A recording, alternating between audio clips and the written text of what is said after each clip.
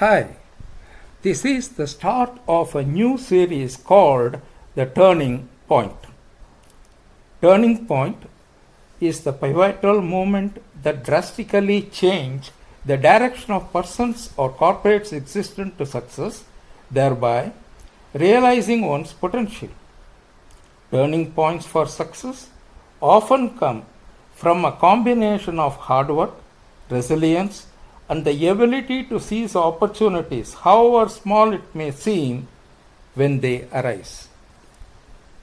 Turning point also occurs when one facing a heavily losing situation to a highly successful outcome. In this series, we will be learning in various episodes how persons or corporates' existence has turned into a famous one which all admire. The episodes will cover various legal battles won from the point of despondency. Also, how big and small organization strategies became turning points, taking them to great height. We will start with the famous novel The Merchant of Venice to understand the turning point of a case which looked very much against the defendant. Shall we start? The play begins with Bassanio asking his friend Antonio for a loan so he can travel to Belmont and court Portia. Antonio's wealth is tied up in merchant ships at sea, so he borrows the money from Shylock.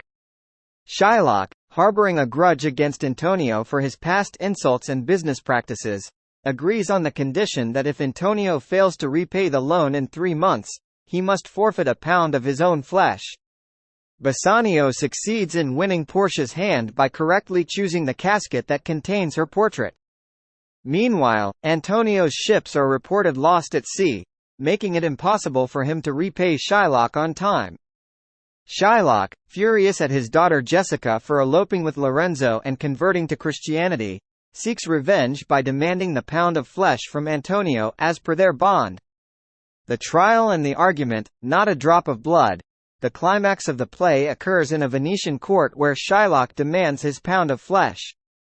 Antonio stands helpless, while Bassanio offers Shylock twice the amount of the loan, which Shylock refuses, insisting on the original terms.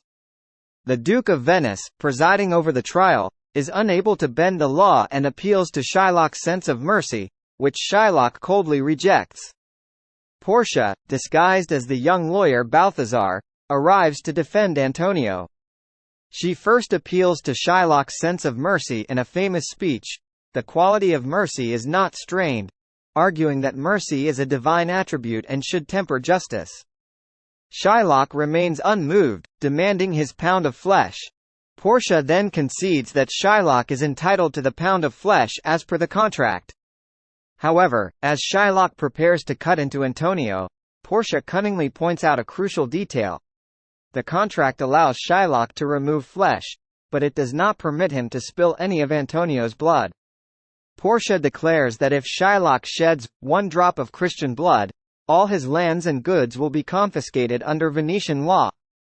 This argument highlights the letter of the law versus the spirit of the law. Shylock, realizing he has been outwitted and that it is impossible to take the flesh without spilling blood, is forced to withdraw his claim.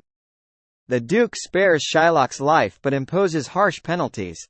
Shylock must convert to Christianity and bequeath his fortune to his daughter Jessica and her Christian husband, Lorenzo. So, what was the turning point according to you?